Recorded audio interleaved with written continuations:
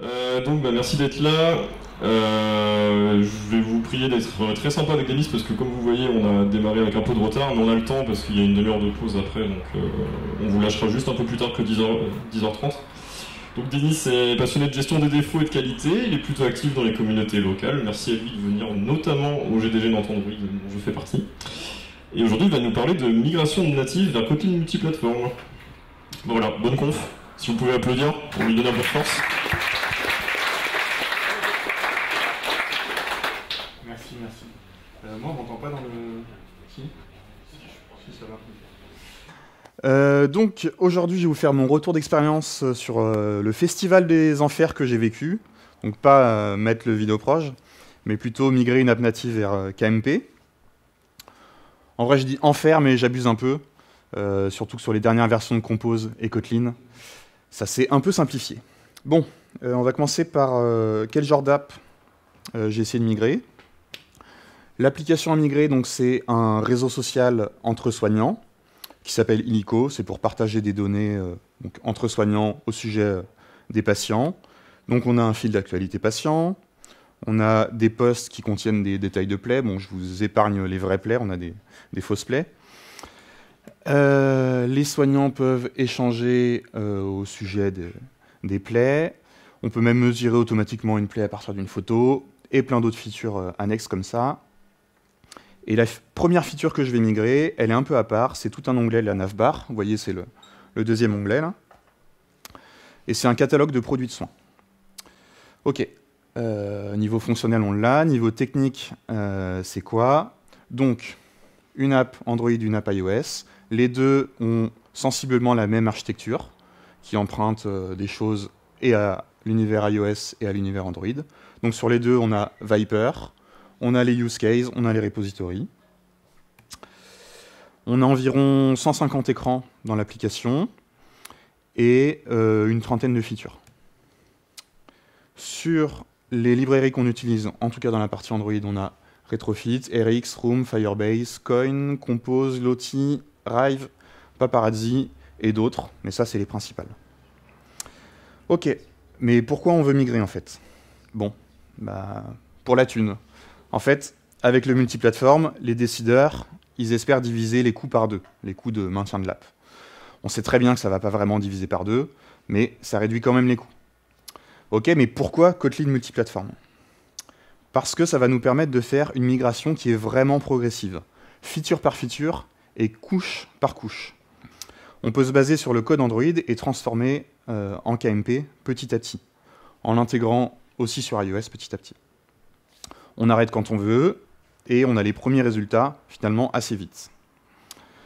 Ok, donc, vous avez le contexte. Maintenant, comment j'ai fait ma migration?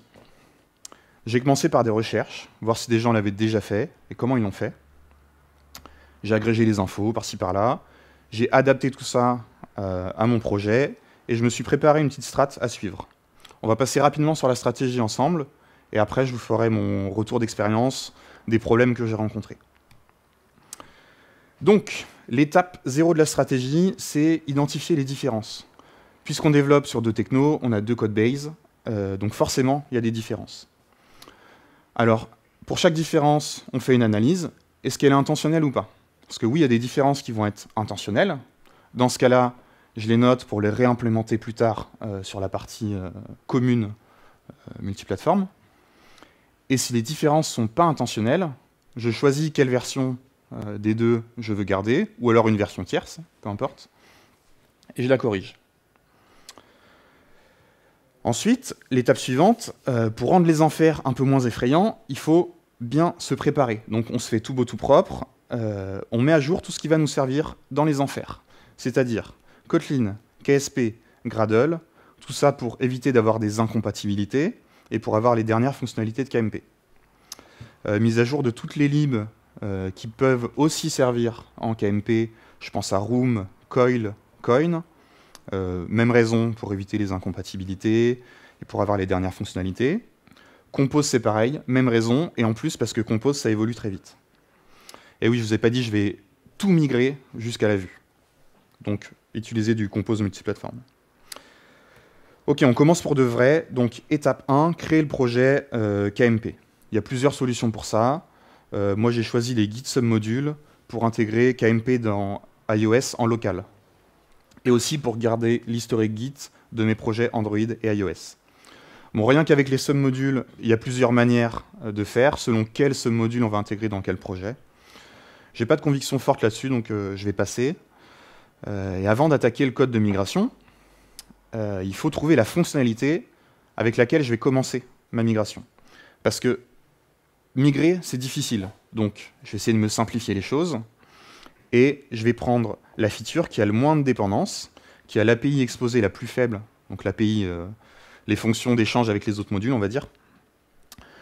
Donc, je me suis fait un graphe qui note un peu les dépendances entre mes modules, mes fonctionnalités.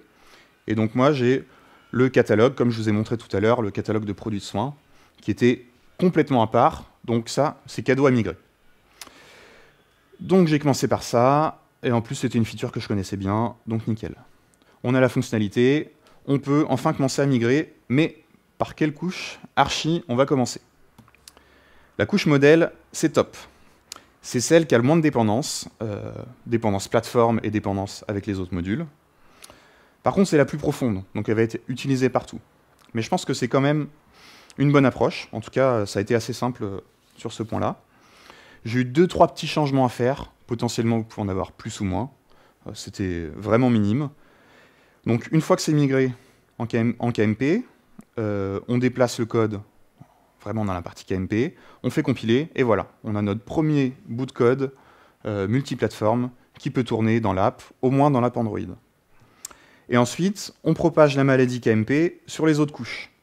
Donc, ici, en supposant que vous respectez une archi-oignon, vous partez de la couche modèle, vous pouvez propager ça au domaine. Donc, dans le domaine, là, je compte les use cases, par exemple. Ensuite, vous pouvez propager ça plus loin sur la couche data, HTTP, base de données, etc. Vous n'êtes pas obligé de faire en même temps data et présentation, pour pas que ce soit une galère. Mais voilà, vous avez l'idée. Bon, après, si vous ne respectez pas forcément l'archi-oignon, comme c'était le cas pour l'app que je migrais, essayez de vous adapter à votre archi. Donc l'app que je migrais, la vue, elle importait le vue modèle, qui importait les use cases dans la couche domaine, qui importait les repositories de la couche data, etc.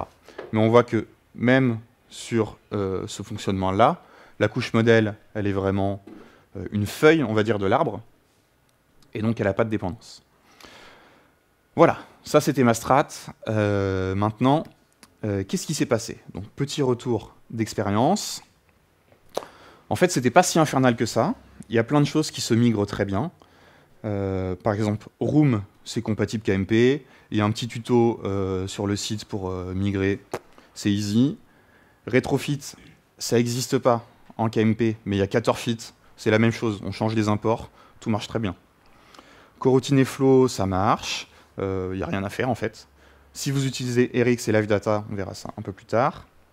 Compose, moi, sur ce que j'ai migré, en tout cas dans les vues, j'ai pas vu vraiment de différence entre les vues Compose Android et les vues Compose multiplateforme. Et là, si en plus vous avez la navigation en multiplateforme, c'est cadeau. En Compose, pardon.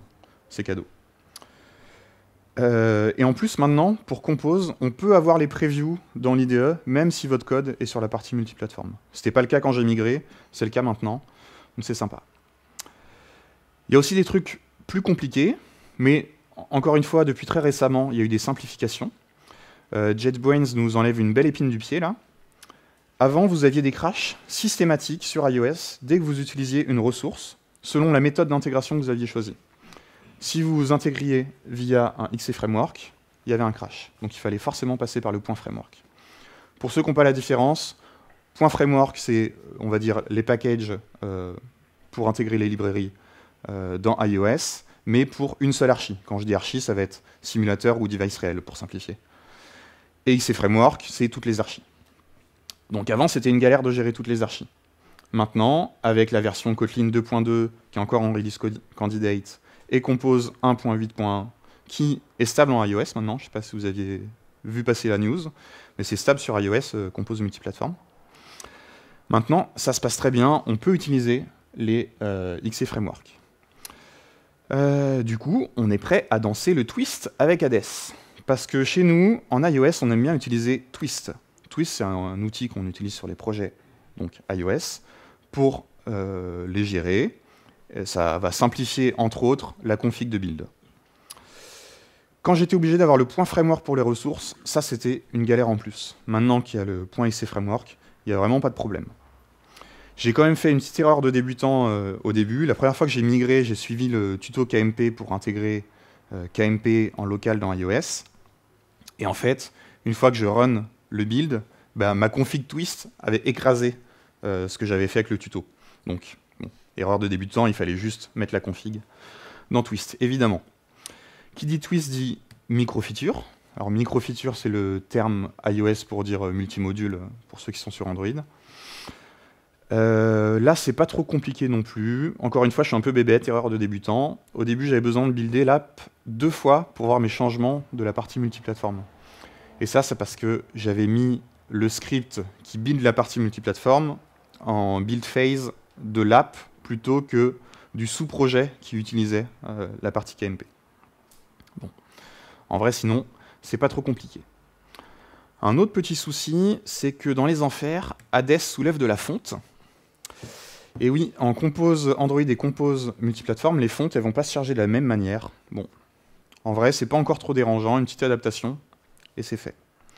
Par contre, à l'époque, quand j'ai migré, puisque ma partie KMP était en multimodule, il fallait que je mette les fontes dans l'Umbrella module. À voir si c'est toujours le cas depuis que Compose multiplateforme est stable, je ne sais pas à vérifier. L'Umbrella module, pour ceux qui ne voient pas, en fait pour intégrer KMP dans une app Android, il n'y a pas de souci, on peut charger les modules KMP comme on charge un module Android, donc dans le build.gradle, avec les implémentations projet machin.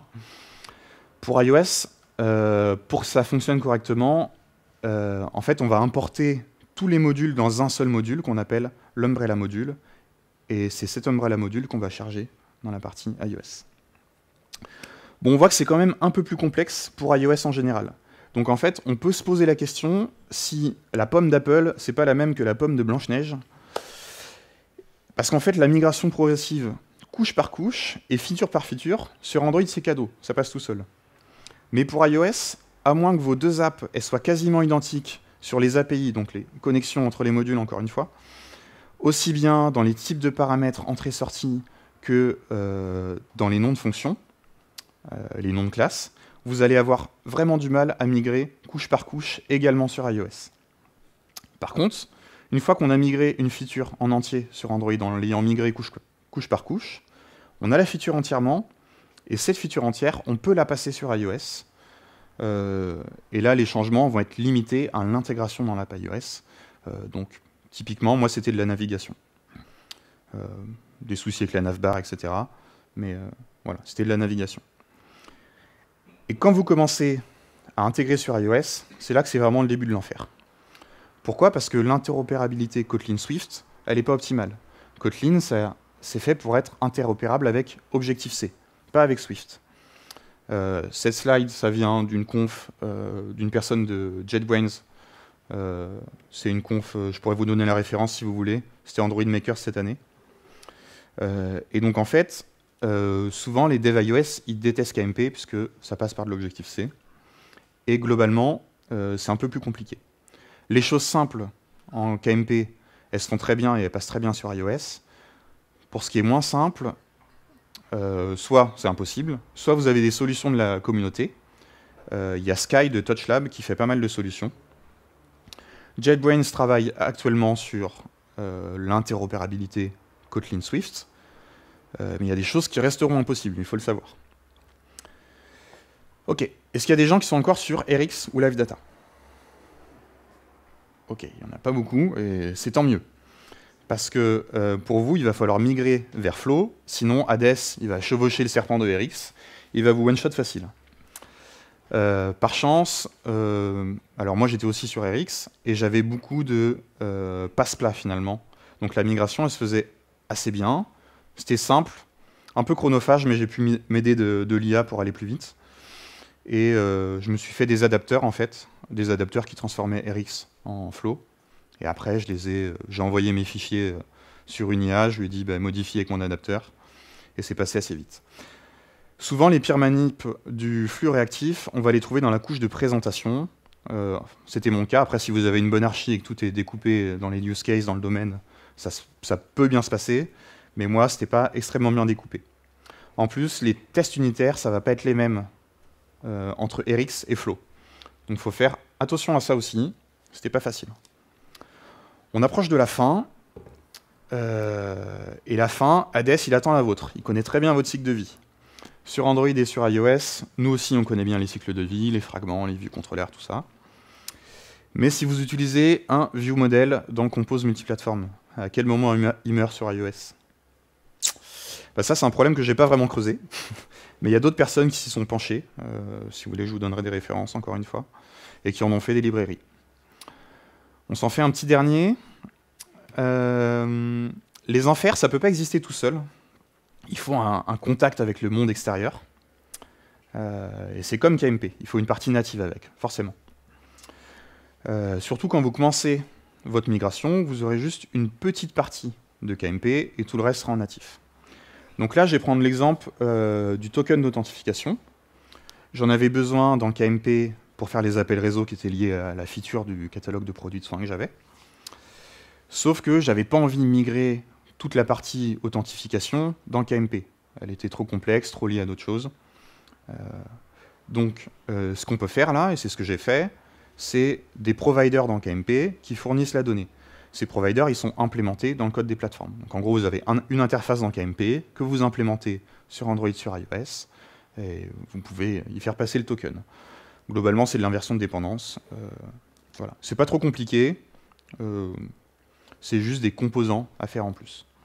Et ces composants à faire en plus, si vous suivez bien l'arbre des dépendances de vos couches architecturales pour migrer, normalement, vous en avez le moins possible à faire. Ok, maintenant, si vous voulez aller dans les enfers, vous aussi, j'ai quelques conseils pour vous. Comment on bat Hades? Eh bien, il faut bien connaître ses pièges, ses intentions, ses faiblesses. Il faut aussi bien se connaître soi, sa force, ses alliés, etc.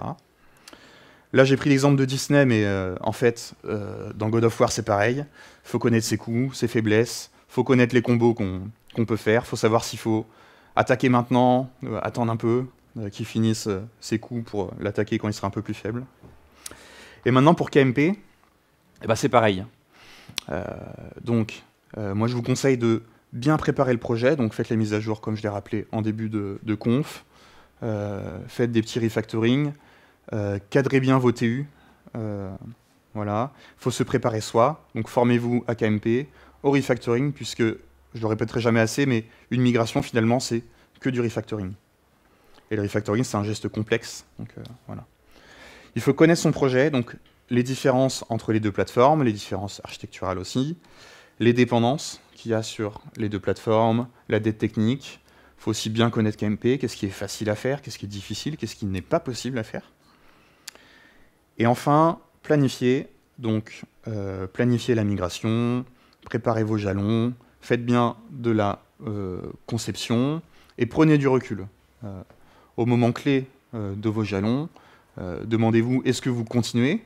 Quels sont les problèmes que vous avez rencontrés jusqu'à maintenant? Est-ce que vraiment ça vaut le coup de continuer ou on s'arrête là, on reverte tout?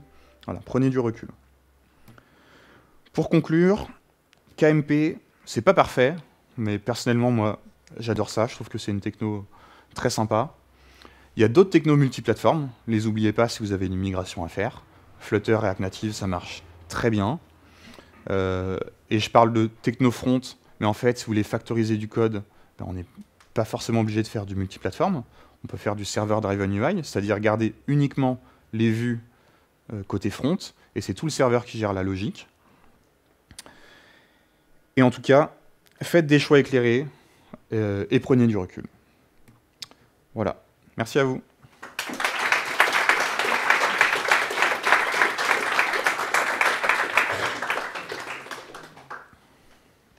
Est-ce qu'il y a des questions? Merci Denis.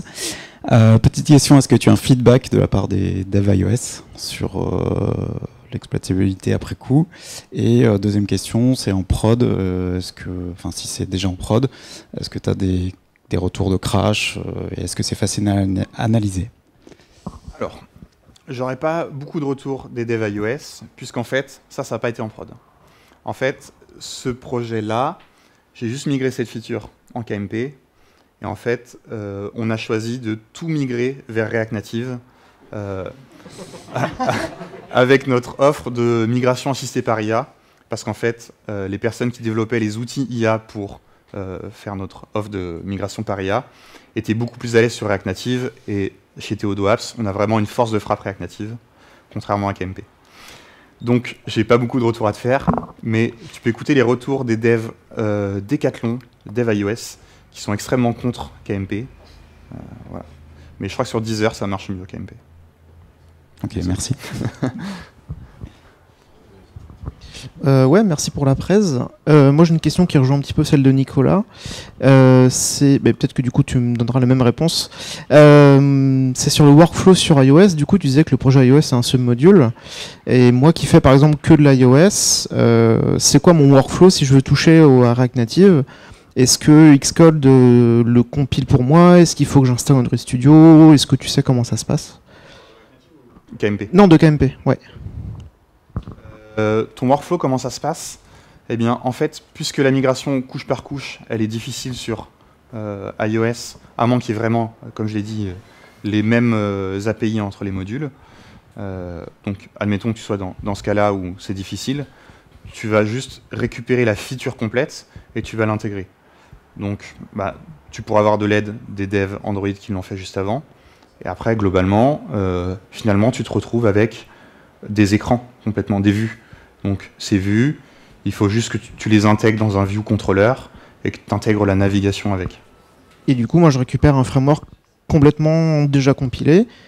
Et du coup, moi, je ne peux pas y toucher. Il faut repasser par la boucle Android qui fait la modif, qui reproduit un framework. C'est pas intégré de manière transparente. Toucher si tu es à l'aise en KMP, en fait.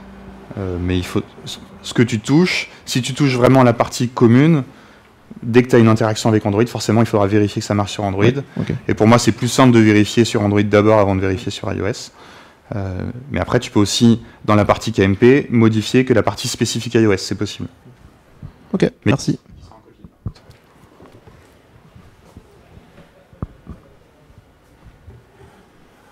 Il y a du temps pour des questions, si vous voulez. Et si vous voulez me faire vos retours plus tard, on pourra se croiser et vous me ferez vos retours. Si vous avez vous aussi essayé KMP, notamment les devs iOS, ça m'intéresse. Merci Denis pour cette présentation. Bon, c'est un peu dans la continuité des questions qui ont déjà été posées. J'ai travaillé sur plusieurs migrations de projets vers KMP, même des projets qui commençaient de zéro. Généralement, ça se passe très bien pour les développeurs Android, un peu moins bien pour les développeurs iOS. Et récemment, là, je travaille sur un projet où les développeurs font à la fois Android et iOS, même si on a tous un petit peu nos préférences. La partie iOS est souvent un blocage déjà sur le temps de compilation. Et du coup, je voulais voir si tu avais des préconisations pour que la compilation du framework soit pas trop lente pour la moindre modification qu'on va avoir sur la partie partagée. Voilà, on a parlé un petit peu environnement de développement. C'est vrai quand on fait du développement Android pour KMP, généralement, on reste sur Android Studio. Par contre, dès qu'on va faire un petit peu d'iOS, on a Android Studio qui tourne à côté de Xcode. Et là, ça devient un petit peu compliqué niveau mémoire et compagnie. Est-ce qu'on a des recommandations, des astuces là-dessus? Ouais. Tu fais bien de le relever, effectivement, le temps de compilation. J'en ai pas parlé, mais ça aussi, ça fait partie des enfers. C'est très long. J'ai pas de réelle solution à part utiliser au maximum le cache. Mais effectivement, ça rajoute du temps de compile. Ceci dit, au bout d'un moment, je pense que quand tu auras... Finalement, puisque tu migres feature par feature, une fois que ta feature est complète, eh bien c'est juste de l'intégration et tu n'as pas besoin de builder souvent la partie KMP. Donc finalement, ton cache va souvent te servir. Ouais, le problème que j'ai, c'est que généralement, on n'a pas la vue qui est intégrée. On a tout qui est en compose multiplateforme, sauf la partie vraiment vue. Donc on a le vue modèle qui est partagé, mais pas de vue en compose multiplateforme, par exemple. Ouais, donc effectivement, moi j'ai pas de solution pour ça. Si on a d'autres qui ont des solutions, je suis à l'écoute, ça m'intéresse beaucoup. Et ta deuxième question, c'était ? Tout ce qui est IDE, comment est-ce qu'on fait pour éviter justement, mais ça rejoignait un petit peu la question d'avant, pour éviter de passer d'un environnement à l'autre et surtout avoir les deux qui tournent en même temps. On peut compiler en ligne de commande facilement le framework depuis un terminal, ce qui évite de lancer Android Studio si on veut juste fetch des modifications et les compiler pour iOS. Mais si on souhaite toucher à la fois la partie KMP et voir le résultat sur iOS, on peut lancer, je sais, un simulateur depuis Android Studio, mais on ne pourra pas avoir accès à un IDE où on peut vraiment modifier du Swift, avoir des prévus et compagnie, sans lancer Xcode en parallèle. Effectivement, j'ai pas de solution pour ça magique non plus. Moi j'ai un PC avec 32 Go de RAM, du coup ça marche bien. Mais sinon, essaye d'utiliser au max peut-être des devices réels plutôt que des simulateurs et des émulateurs. Et il faut savoir que Android Studio, il est de mieux en mieux, enfin il marche de mieux en mieux avec Swift. Il peut de plus en plus lire le Swift. Après, ça vaut pas Xcode toujours. Mais bon, si quelqu'un a une solution aussi là-dessus, je suis preneur. Yann ? Légère, mais JetBrains a développé AppCode également, justement pour se focaliser sur le code iOS, et ils ont fait des évolutions récemment pour mieux intégrer Compose. Ils n'ont pas arrêté de le maintenir ? Ils ont arrêté de le maintenir. Je croyais. Bah, il me semble que ça continue, mais je vais revérifier du coup. D'accord, bah, je vais revérifier. Et dernière question sur la lancée. Est-ce qu'on n'a pas moyen de découper davantage le Umbrella module pour éviter d'avoir un gros module qui va être recompilé à chaque petite modification, mais plutôt découpé peut-être par fonctionnalité ou par bloc de fonctionnalité? Si on utilise un Umbrella module, je crois que c'est parce que dès que tu as plusieurs modules qui dépendent du même, à ce moment-là, tu vas avoir un problème.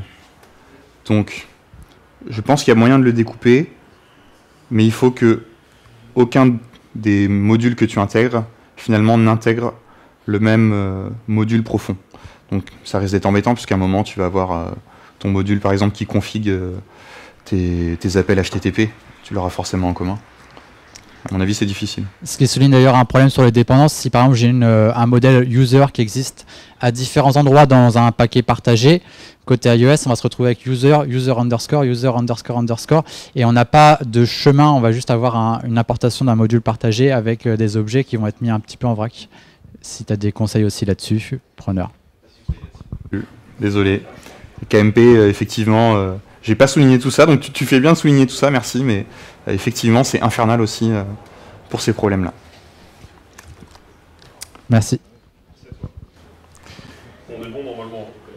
On est bon, et avant de partir, si vous pouviez me faire un petit feedback, ça me ferait plaisir pour m'aider à m'améliorer, etc.